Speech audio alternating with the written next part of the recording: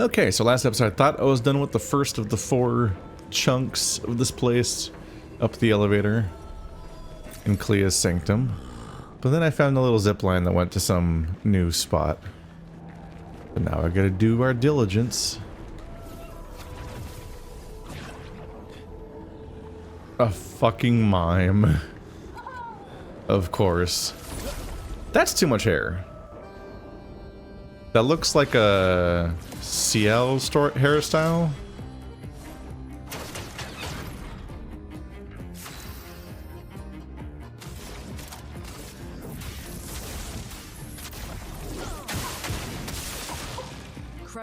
Man, I am not getting the effects that I thought I was going to be getting.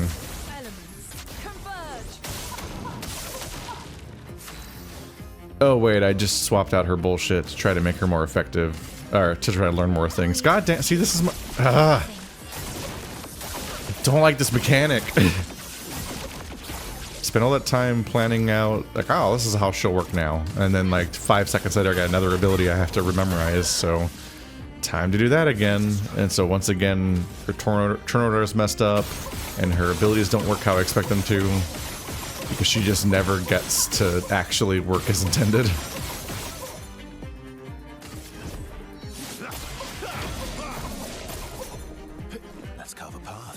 I bet her crit isn't even at 100 anymore.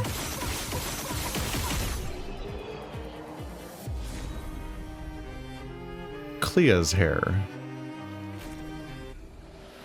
Oh, it is for my L. I thought it was for CL. 60% crit rate. God damn it. It's not even that good anymore.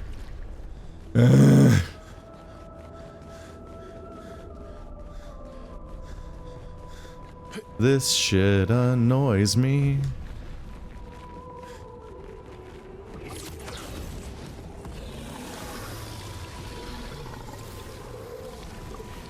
Aha. Great. Empowering break. Gain powerful on breaking a target. I'm always tempted just to not memorize these at some point because there's too many of them. And I'd be like, oh, I'll probably never use that. Because, like, I don't know if I care about that one.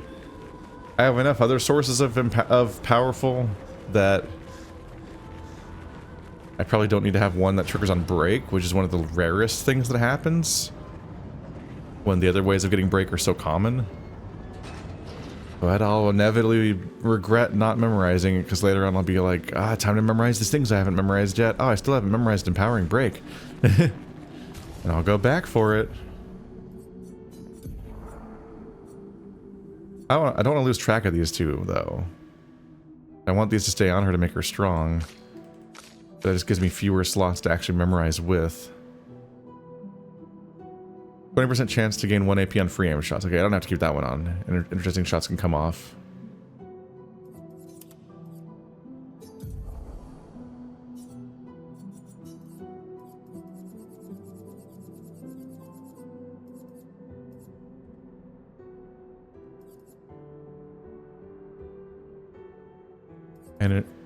Oh, empowering.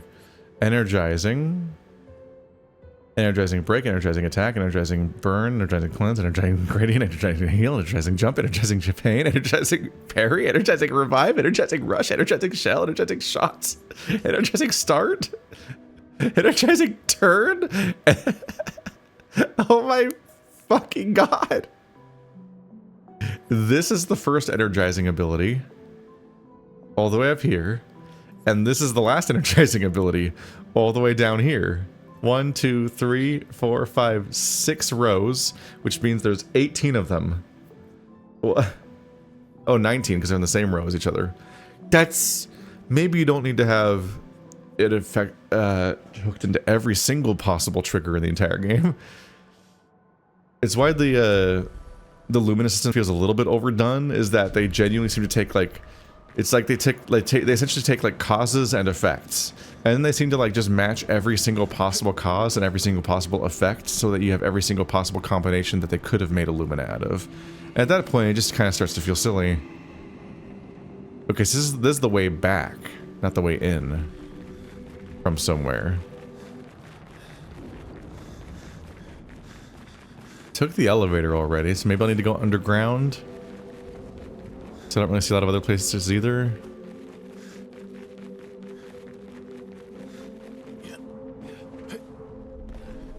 Oh.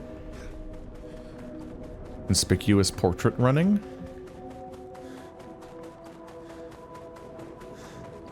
Man. I feel like that made my point really well for me, honestly, where I'm just like, this system's neat, but it seems overkill, like they went too far at some point.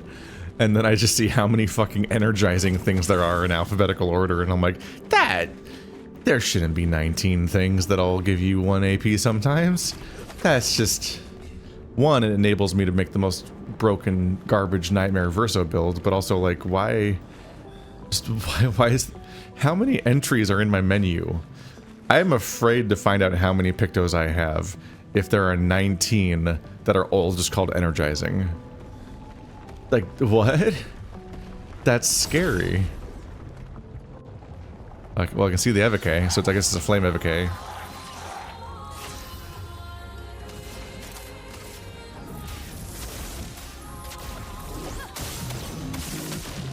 Hey, that's 4. Did I make her crit higher again with whatever I switched her to? I don't even know. Oh my god. That feast or famine, man.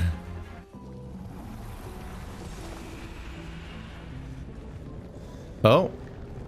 It's the Elemental's Evoque. I don't know how to pronounce that word, it's fine. They'll never be as much of a nightmare as the first one was. They can't hold a candle to the first Frost Evoque that I made a hell out of. A hell of my own making.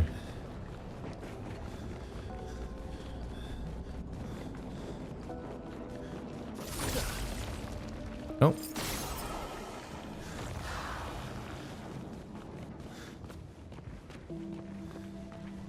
There's one more somewhere. Oh my god, joystick. Okay. Good stuff. Energizing's done. 1 AP on hitting stun targets with a skill. That's... only when hitting them with a skill, though.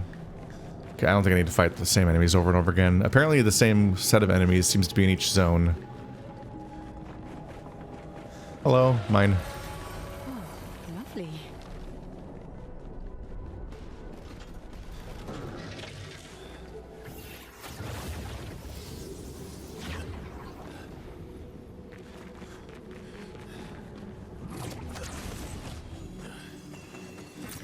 Good stuff. Was this accidentally the exit? Oh yeah, that's just where I started. So each one has a one-way exit.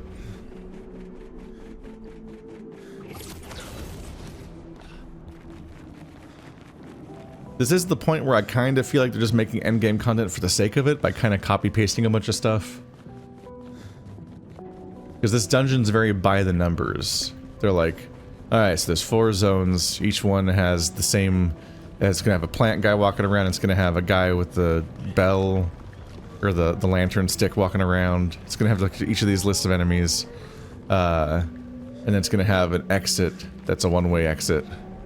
Get a bit of that like Skyrim dungeon in, where you have a convenient exit, and you're like, huh.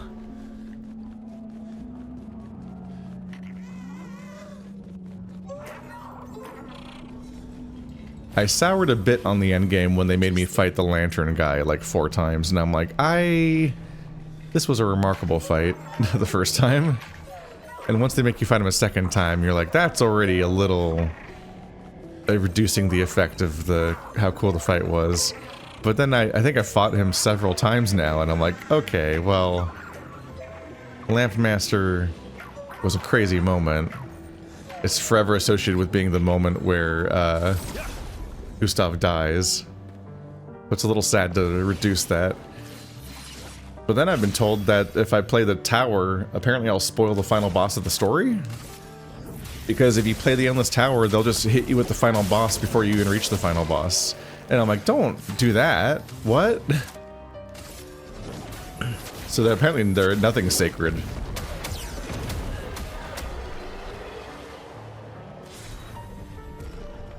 Energizing pain.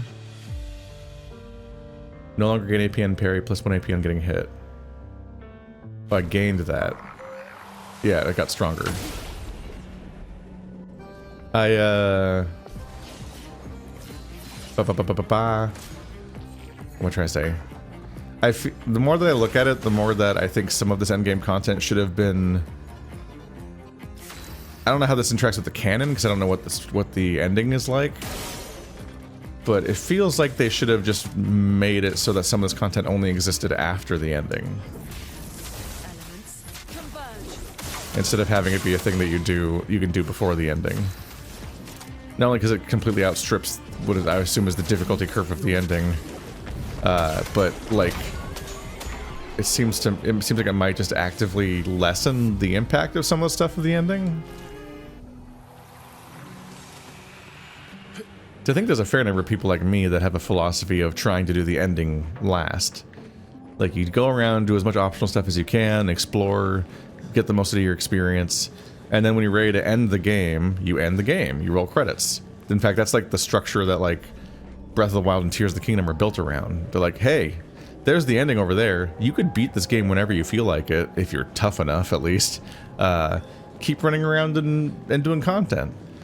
The slight struggle there is the more content you do, the easier the ending gets, in several explicit and indirect ways, which is how those games are designed, which feels a little bit rough when you would like the ending to be maybe an engaging gameplay experience, but also would like to play the entire video game that you bought, because you bought a video game to play it.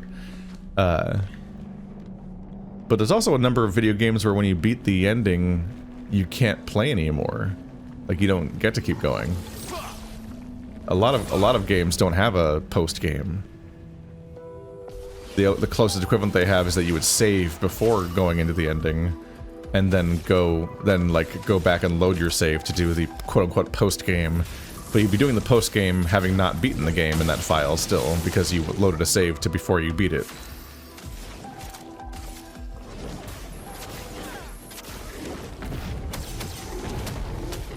I personally don't really like doing post-game content very much unless the game is going to actually hit me with something narratively weighty and maybe even a second credit sequence. Like, beat the game and get what's essentially like the real ending. Like, it's still legit the first time around, but then like something really significant happens over the course of the end game that isn't necessarily a replacement for the original ending. It doesn't lessen it necessarily, but like is substantial enough of a little arc that it feels specifically worth playing for its own right. And then though, like, that can capstone, like, oh, you beat the super mega ultra bosses, here's the extra credit sequence that acknowledges this. Otherwise, I always want to end the game at the ending as best I can.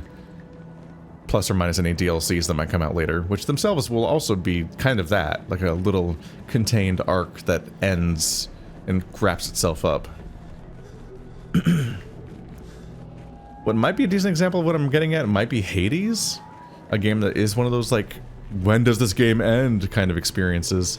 But it does have a series of like escalating endings where you can just like keep playing until you beat it once successfully and then be like, yeah, I beat Hades, good job me. Or you can dive into getting like the second ending that requires like something in the ballpark of beating the game like 30 times or some shit. Or 10 times, I don't remember.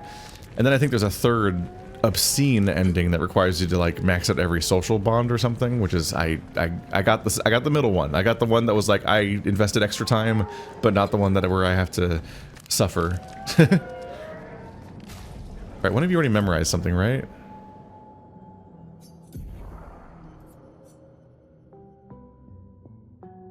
% chance to gain rush on free aim shot, accelerating shots. You should probably have that equipped.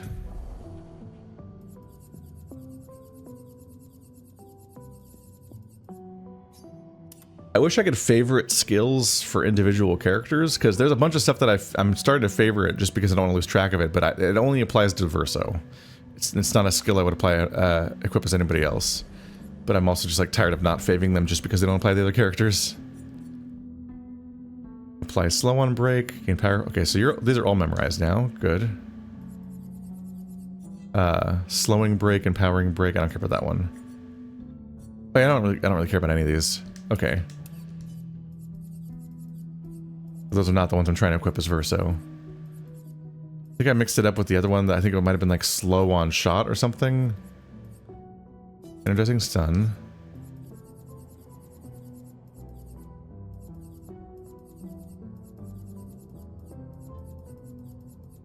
Are we good? Okay, so back to sorting by crit rate. Might as well get shortcut. There we go. So she's back to 100% crit. She more or less works correctly now. We don't care about you having rush on free aim shot. We do like these two though, and I guess I don't have anything else to equip on you right now, so we'll probably try to max out your crit also. Hopefully also an effect that will actually trigger at some point and also be good.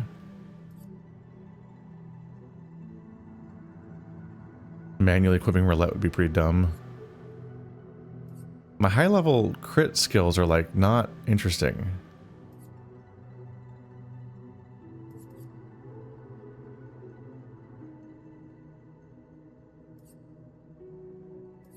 So many break ones, but she won't break somebody.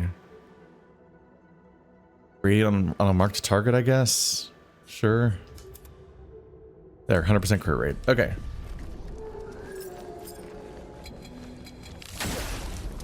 Three at once. Oh, and they're probably invulnerable. I can only hurt Flame Evoque. They're also probably all immune to Elemental Trick, as far as like me getting all 4 elements. Because they absorb 1 element, so I can never get all the elements that way. Why are you invulnerable? Oh, we have to change who we attack every time? What? Okay, so I have to attack Frost this time. Wait, didn't I have 2 AP? Why'd it cost... Does she have a thing where she spends more AP when she shoots? I don't know what happened there. That was more damage than I expected.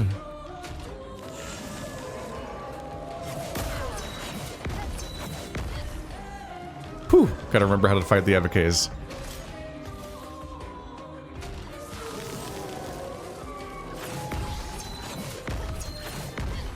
Whew! Ready to evade. Finesse and grace. We can fight Frost, that's good. Because guess what element I'm using? Void, take everything. Oops. The dance begins. So what determines which one I can attack? Because this time it didn't change. Witness the flame. Is it when I hit their weakness, like with the angel ladies, or is it when I hit or is it when I hit the thing they absorb? Since I did hit flame with all of them, which was a stupid thing to do, but I was just kind of fucking around. I think we confirmed that the thing in their chest never breaks, which is weird because it looks like the weak spots in other enemies. Like, why would they do that to me?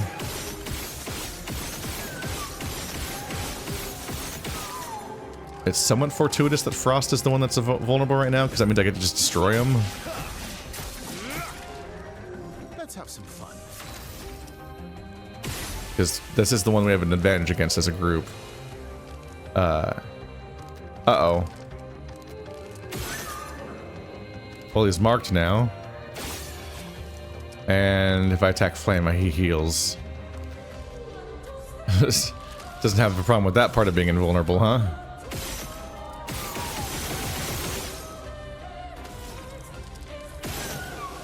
Well, I'm faster now.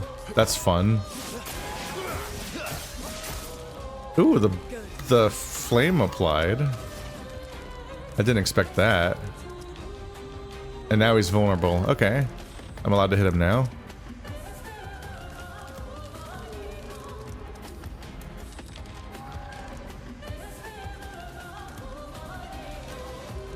Hell eats the elements I currently have. One of them will absorb it, but he's already... We haven't hurt him anyway, so who cares? Wow, I one-shot him. Okay, so that was worth casting. Flame Evoke is now damageable.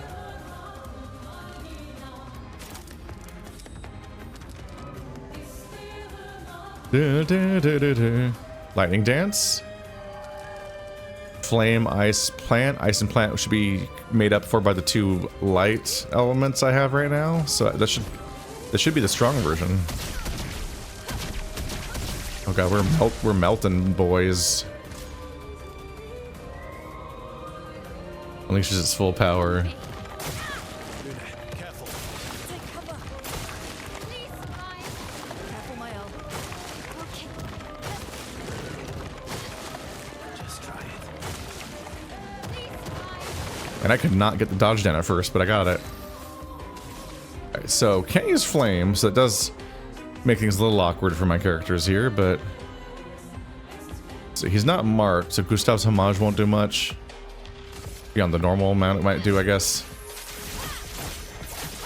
But I have plenty of high powerful abilities that I just kind of don't normally use. Let's spill something. Oh, she didn't generate shit. Swift Stride, I guess. Let's keep going. Okay, lightning plus 2 things was that. It would be hell, which would be bad to cast on him, and also I can't afford it. Stormcaller. Again, the 2 lights could be used for bonus thunder strikes. Thunder. Strike ready. Let us stain them.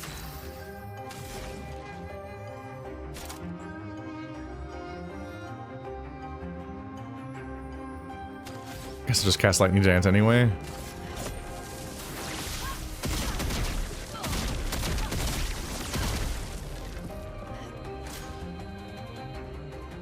Danger.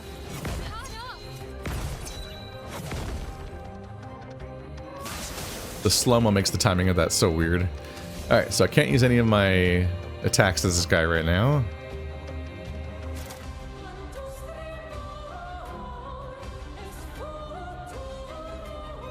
I assume that Endbringer is stronger than Phantom Stars because it's single target, when Phantom Stars is multi-target.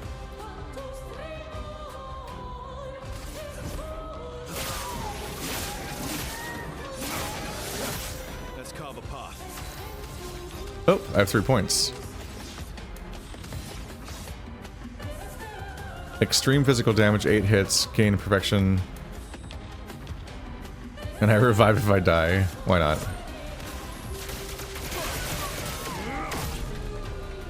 Nonsense. I have no AP, damn. I should just use a potion instead of an attack. Flow. Oh, the attack gave me 3. Not the worst. It is funny how I'm just hilariously less effective the moment the enemy is resistant to... Hey, perfect Chroma Catalyst, that's a fucking Titanite slab right there. 15 color of Lumina. Verso, great news.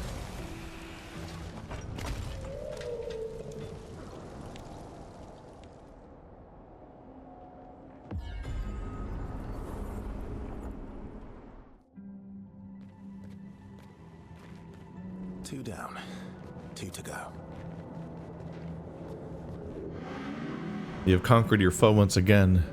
Should I take you back to the plaza? Sure.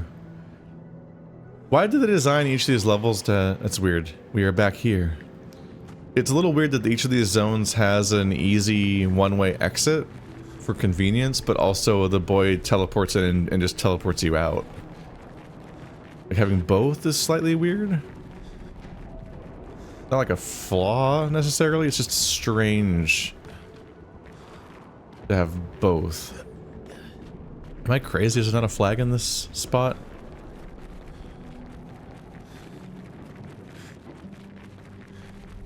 There it is, okay.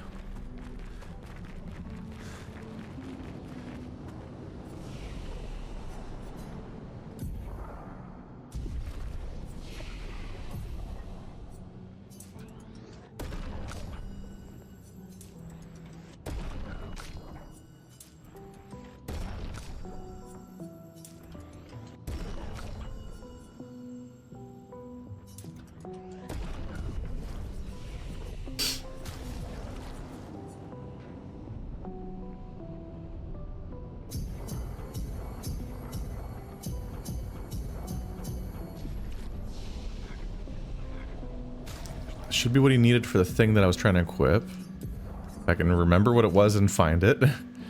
I think it costed 10.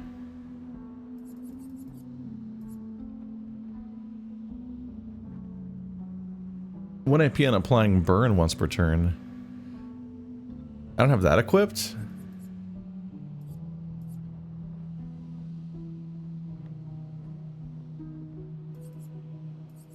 Quick break.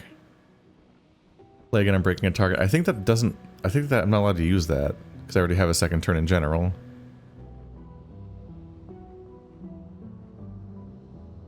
Alternating critical would be pretty strong.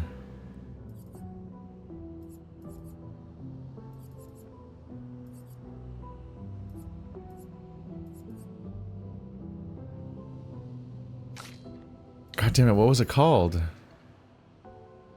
Charging mark.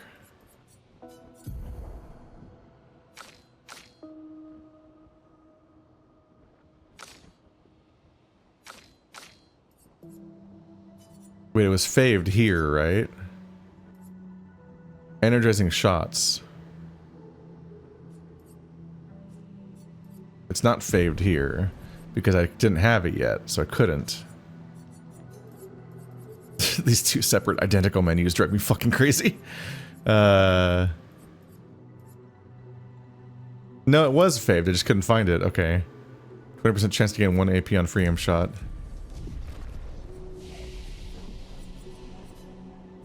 I saw another thing that I wanted to give him. That also costs another 10 points.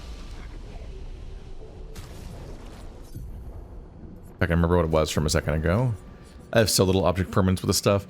I can remember branch, like literal like dialogue tree branches in a real life conversation that I've been having for half an hour and like circle back to something and so on. But in moments like this, I'm just like, I don't... Shit, what was the thing I was thinking about just 1 second ago? Yeah, 1 AP on applying a burn. That's another source of bonus AP that makes this series of shots last even longer.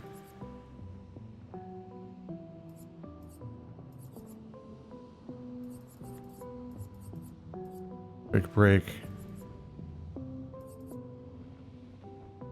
Base attack applies slow. Another one. Okay.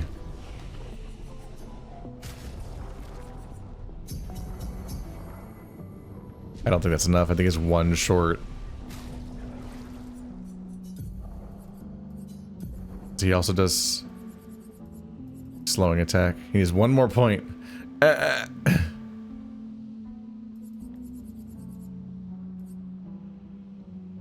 Increase frag. Yeah, we want that.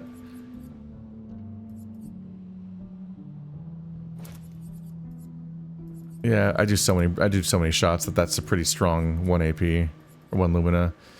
Just gotta wait till I get one more. It's fine, and try to remember it, which is the harder part.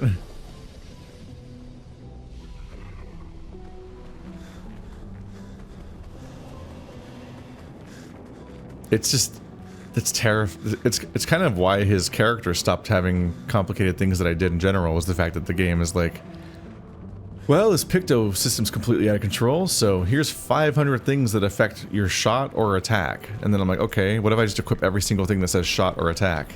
And the game's like, what do you mean? It's like, what do you mean? What do you mean? You didn't cap me. You're not stopping me from doing this. Like, wait, no, you shouldn't do that. No, no, no, no. And the game's like, no, please don't do that. The whole game will break. And then like, ha ha ha. All I do is attack now. I don't use any of his abilities until they happen to be immune to my weapons element. I just, for fully the majority of the game, I think at this point, Verso has been avoiding using any abilities at all in a game about collecting abilities, making his entire skill tree kind of pointless. I mostly just sit there and mash, shot, and attack.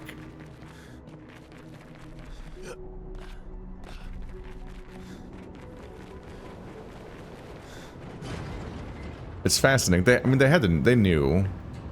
It'd be really hard to do this by accident. Like, they knew they created a system where they weren't limiting you on how many things you could equip, and also not limiting you on the rate at which you could equip new stuff. That's not one of the bosses. It's one of the bosses, but not one of the 4 guys. They really do just reuse everybody, huh, in the endgame several times. leads to a situation where if you're late to getting to one of the like one of the act 2 zones that was optional and hard, you might fight the optional harder version of a boss several times before you finally fight the original version of him, and you might not even realize he was the original version because you've just like lost the thread. So like, I could see people on Reddit like arguing about which version of a boss is even like the real one, because, or like the original one, like that has a specific context and narrative location. In that one's case, it's kind of obvious because he's covered in fire and ice and he has a train. That does make it weird that he was removed from that zone at all, because he's so context heavy that he literally is like from the level that is made of fire and ice and has trains in it. So when you put him in other places, you're like, why is he here? What's he even doing here? It does give these zones like a fan mod vibe, like it's just a bunch of assets being recycled in random combinations in a way where they're removed from their context to the point where they actively don't make sense. Elements converge. It's kind of fascinating to think about how like that zone probably was a story location that got stripped of its story context. Because like the fire and ice zone, not only is it framed, it's like kind of like, it looks pretty significant at first glance, and just, it's like way more hyped up than the other Act 2 optional zones. Like it's a fully developed, pretty long zone. But also when you play the ending, and this is the really weird part, is that when you're playing the ending, it does a recap of all the zones you played through in the main story so far. And one of them is the fire and ice zone, and I'm like, that's not part of the story, guys. That's weird. That's really weird that they did that. It's like, wait a minute, you're kind of accidentally revealing that you cut this zone from the main story at some point, but had already developed it. So it just kind of became like a story-free bonus zone, but it's still in the ending, like it had story context. Which means that there are going to be people who played the entire main story, and only the main story. A lot of people do that, apparently. And they're going to get to that part and be like, what is this part? What's going on? Because it's going to be evocative of a zone that they never even looked at, because the main plot never told them to go there to continue. On applying, shell durations increased by 2. I think I already have longer shell. Yeah, it just got stronger. Well, that will help. Oh my god. See, now that Verso's attack is applying slow and powerful and rush and stuff like that, now I need to look for longer as a prefix, because now I can make it so that he gets the longer effect on top of that. Which admittedly might not be that relevant if he's reapplying it every turn, because he does those moves so frequently. So maybe it's not worth it. But I'm just saying, like, that's how, like, insane the system gets. He's like, oh, you're gonna make it so that my normal attack or my shots apply these buffs or debuffs? Oh god, oh fuck. Okay, well now that opens up the door of this whole new category of prefixes where now I can apply this buff to every single... I can go down and equip all of these now so that all of those get stronger, and every single referential picto that refers to a different ability can then be applied in that way. Can this guy even move? I don't think he can.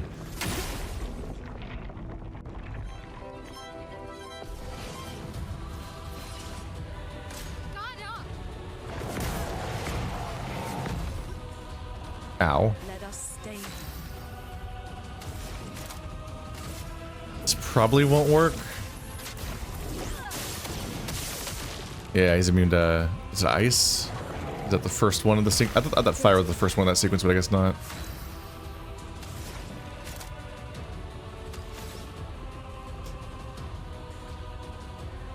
But now if I generated a fire stain...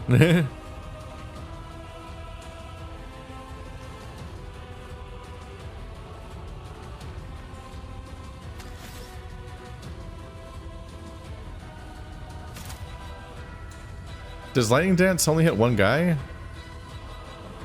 I thought it hit everyone for some reason.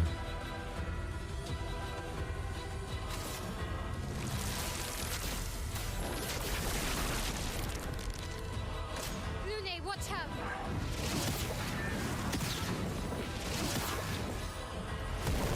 Take cover.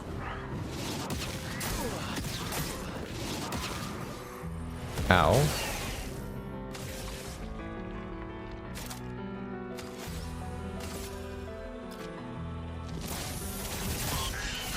I'm ready.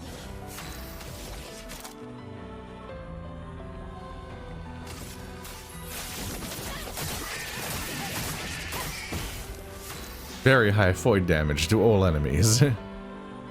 Oh no, you're both ice right now.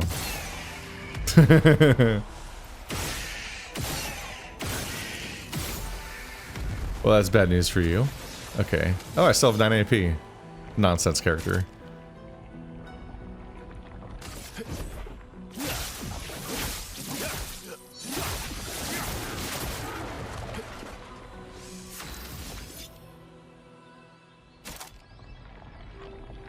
Ah, not enough AP. Here we go.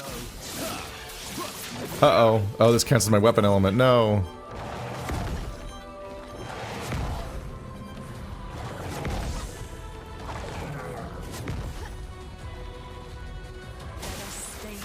Damn. Whenever you get it all perfects, you're like, damn it, I could have done it.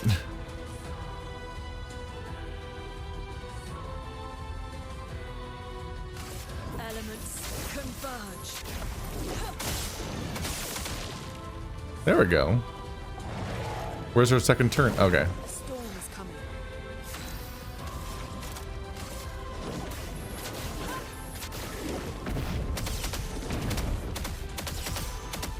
Oh my god. This will hurt. It's funny that him switching back and forth, which is normally meant to be annoying, you'd figure, is kind of a thing that makes him vulnerable to me just obliterating him. Let's do a swift stride followed by Gustav's thingy. Gustav's homage.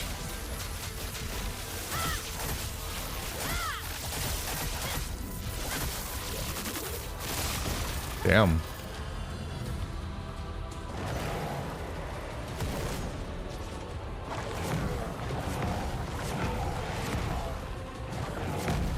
Look at me go. Ow. Oh well. I did it. I didn't do it.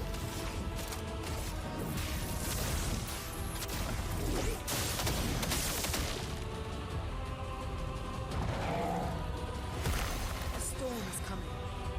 Storm's coming, Annie. I can feel it in my bones. Oh no, I missed it. I'm trying to unfreeze Verso, you prick. What?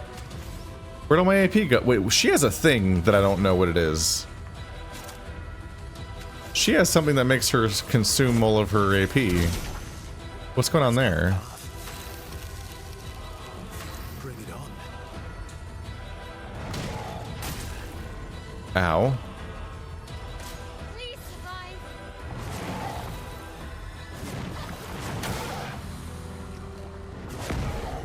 Ow. Bristle's health is so low, but he also just has so much fucking health that he actually is still able to take these hits. It's wild.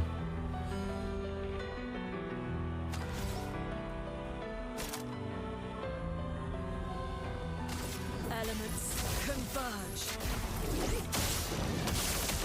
No, I had the right elements for just a second.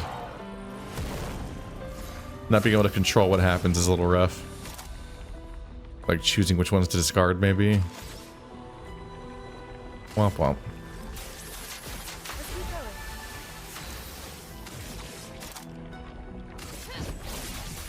The good stuff.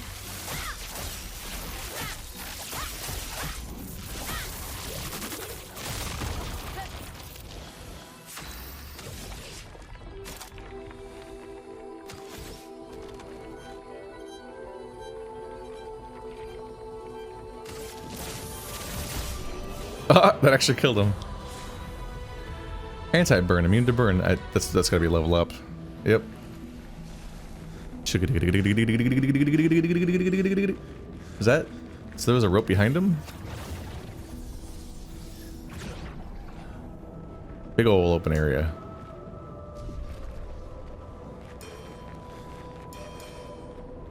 Ah. Well, I think I know which boss is here. It would be funny if it was just a fake out and a different enemy showed up. Nope, that's him. Yeah, I think this is like my 4th or 5th time fighting this boss. Oh. Weird hitbox? Okay. I got so close that I thought I could talk to him, but I couldn't hit X to talk. Let us stain them. Elements converge.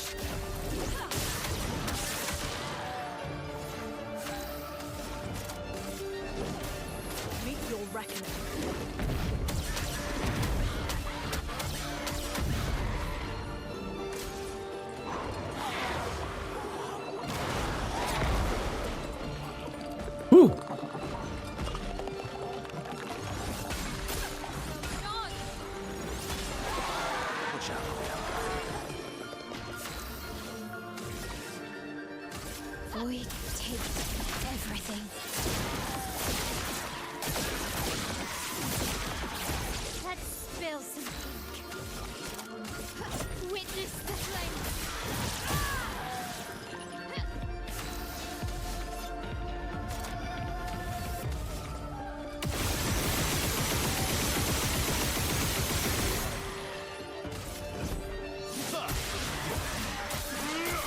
Yeah, this one's not gonna put up much of a fight.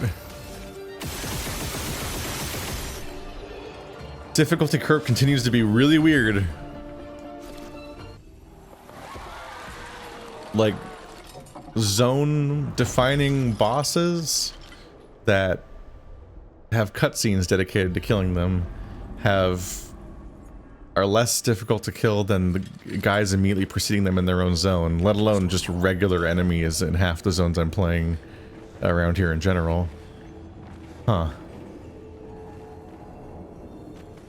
I'm gonna go back because I'm not confident that I actually finished this zone. Oh yeah, what's that spot up there? That grapple point.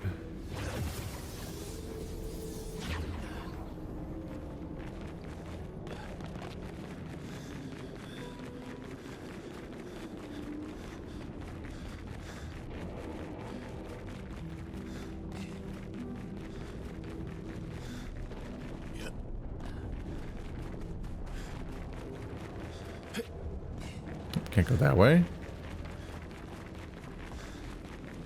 Nope. Can go that way. Oh, that doesn't loop behind it though.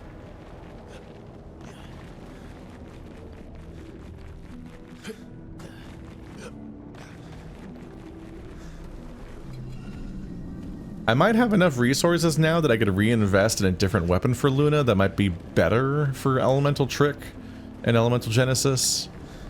Because the Darkstain situation here is kind of bad for that system in that it creates a Darkstain and then those make her stronger for every Darkstain she has.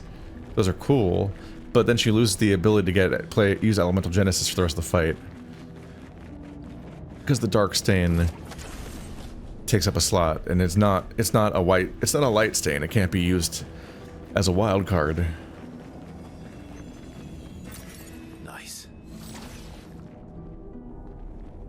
This guy alive? Seems like it.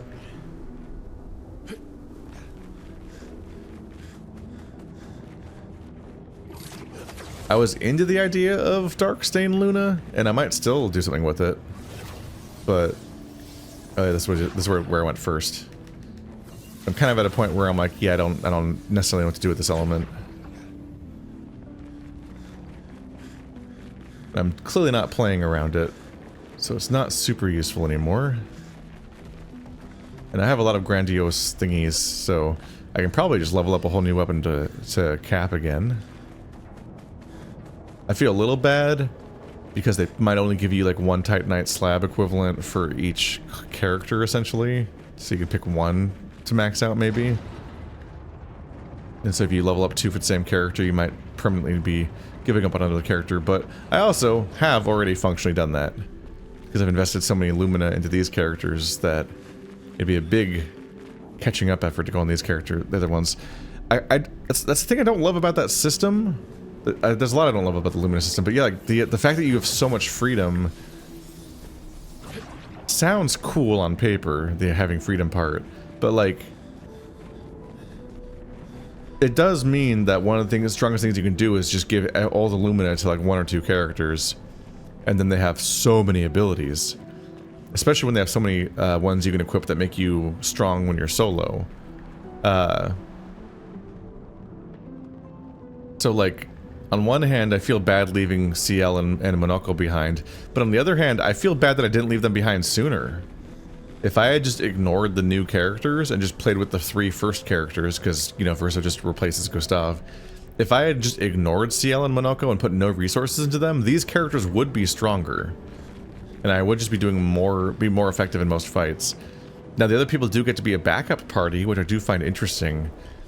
It's just, there's been an interesting thing where I talking to Toaster, he brings up the idea that this game incorporates every cool idea that every JRPG has ever had, basically. Every quality of life update, every cool progression system, every good mechanic. It's like finally a game that iterates on and responds to the entire JRPG genre as a whole, when that often isn't the case. A shocking amount of Japanese developers kind of have a weird approach of like ignoring the industry around them and maybe making games that iterate on their previous game, but oftentimes not necessarily actually looking at where the industry is as a whole and like responding to trends and taking and like borrowing ideas the way that like admittedly Western developers, like Western AAA games, are like homogenous because of how much they borrow from each other. The moment an idea does well, it's in every game 3 years later. But JRPGs are surprisingly not like that, which makes them way more esoteric and strange and all over the place in their quality and concepts. But it does mean that there's a frustrating lack sometimes of just like, please, when will this idea be in more games? It's like you actively miss it to the point where it's like you struggle playing some games when they don't have it and so on. And so it's interesting to see a game that seems to incorporate all of them, as Toaster says, but sometimes I see some of these things and I'm like, the fact that it uses all these ideas and jams them all into one game, the fact that the game takes so many crazy swings in its design all at once from the baseline is such a departure that I do feel like some of these big choices mechanically don't always complement each other, and it can be a little weird. Like on one hand, it's cool that you have a backup team that swoops in and it works that way, but on the other hand, they have a progression system where you can completely outbuild some characters and starve other characters, and could benefit greatly from doing so. And those two things are at odds with each other. And I guess it's up to you to decide whether or not you think that they're at odds with each other in a way that is actually bad, or if they're at odds with each other in a way that means, or if they're at odds with each other in a way that just means like those are just two different play styles, and that just like you pick one of the two play styles, and that just means that one of the two approaches will always look at a place in your given playthrough, but maybe the fact that you can pick one or the other makes the whole thing worth it still? I don't fucking know, but it does my head in. Was it slowing? Oh no. Am I gonna be able to remember what? Oh yeah, slowing attack. Base attack applies slow for 1 turn. So I think right now his base attack gives his enemy slow and defenseless, and gives me empowered and rush. So how much stronger could it get? It could, maybe there's like rushing attack, shell attack, giving me shell when I attack, and then the other one that they could get, slow and defenseless. What else can you give them? Is there a third? I don't remember what the other status effect is. I wonder if you can just get all of them at once. One of the coolest things CL had earlier in the game was the fact that she had a buff that can apply to her entire party, where she gives all 3 of her party members all 3 buffs at the same time. That felt really powerful. But Verso's getting to the point where his normal attack can give him every buff and the enemy every debuff at the same time. And like you don't have to spend resources to do that. That's just his normal playstyle.